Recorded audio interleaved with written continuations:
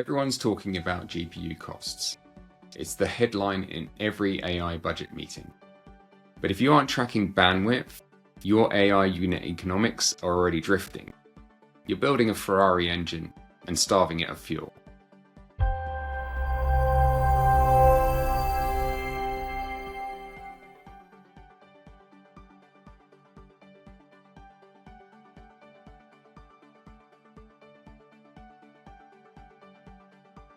Welcome to Convergence by Exact Market.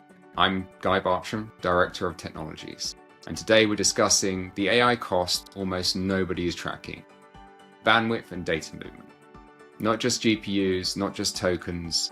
These hidden factors are about to rewrite the go-to-market for GPU as a service, HPC providers, hyperscale, and enterprise buyers. You see, historically, cloud services were general purpose. Web traffic is bursty, distributed, and varied across countless endpoints. But AI workloads are turning cloud traffic into something closer to industrial logistics. We're seeing a shift to concentrated, sustained, high-throughput pipes between far fewer endpoints. This is the new traffic signature of hybrid AI data pipelines: large objects, sustained volume, and recurring cycles. And this matters because your data is rarely in one place, while your GPU and HPC capacity may be somewhere else entirely. So the data plane is now dictating both performance and unit economics. If you don't feed data to GPUs fast enough, you waste expensive compute. Delay or inconsistency in the data, and your model quality and reliability suffer. To understand how the market's responding, we'll split the providers into two different camps.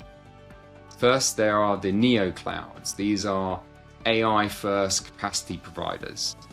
The Formula One cars of cloud, if you like. Their product isn't general-purpose compute, it's throughput and scheduling certainty, built on high-capacity data handling. Look at CoreWeave as a great example. In January 2026, NVIDIA invested $2 billion into CoreWeave. A clear bet that the stacks built for sustained movement and agentic inference at scale is where they're heading. Second is the traditional CSPs and hyperscalers. Their advantage is adjacency. They're already next to your storage, identity, networking, governance, and observability. Now they're pushing agentic platforms that turn AI into an actions engine. Think about AWS Bedrock or Google Vertex AI. And the useful go-to-market example here is Backblaze's B2 Overdrive, a high-performance path offering between their storage and the neoclouds. They're productizing storage pipelines for AI workloads and seeing significant growth. The lesson here is that organizations need to know where their data is and what it costs to move it repeatedly, especially in hybrid data pipelines. So if you're a revenue leader or a C-level buyer, here's two practical questions for you to ask at your next review. First, how much of your AI budget is silently disappearing into data movement costs? Not GPU or model subscriptions, but the hidden spend. Cross-zone transfers, egress, pre-staging datasets, repeated RAG retrievals, vector rebuilds, telemetry and checkpoints. If you can't break that out, your AI economics is resting on shaky assumptions. Second, if your GPU provider changes price or capacity, can you move your pipeline without breaking your cost, compliance, and timelines? This is not theoretical. We've seen in January 2026, AWS has raised its machine learning capacity blocks service pricing by 15%. So certainty is now more expensive and scarcity pricing is becoming the norm.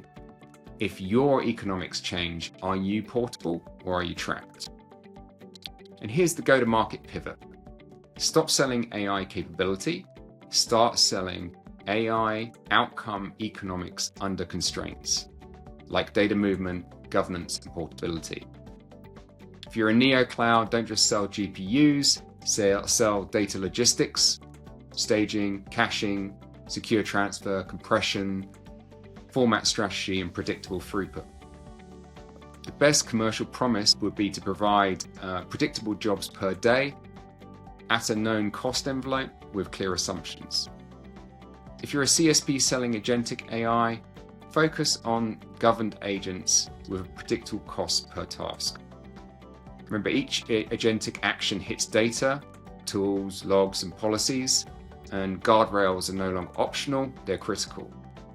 Lead with tool governance, traceability, and cost controls. And enterprise buyers, treat AI like a supply chain. Data plane, compute plane, governance plane, AI should be treated the same. If your vendor can't show you the unit economics and a portability map, you're buying risk. So here's some kind of key tools then for a 2026 strategy.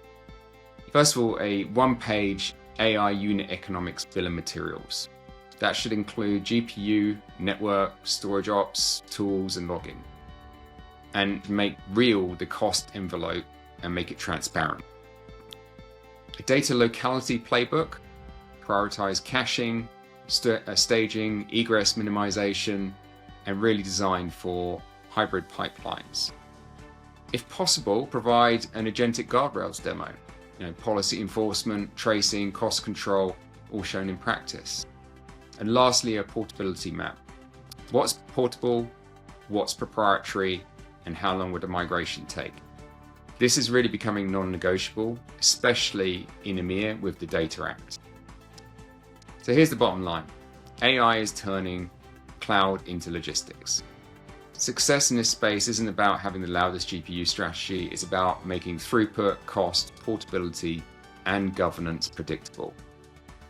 So what's your biggest AI economics challenge? Comment below, love to have a discussion. Subscribe and stay ahead of the convergence curve. I'm Guy Bartram, see you in the next episode.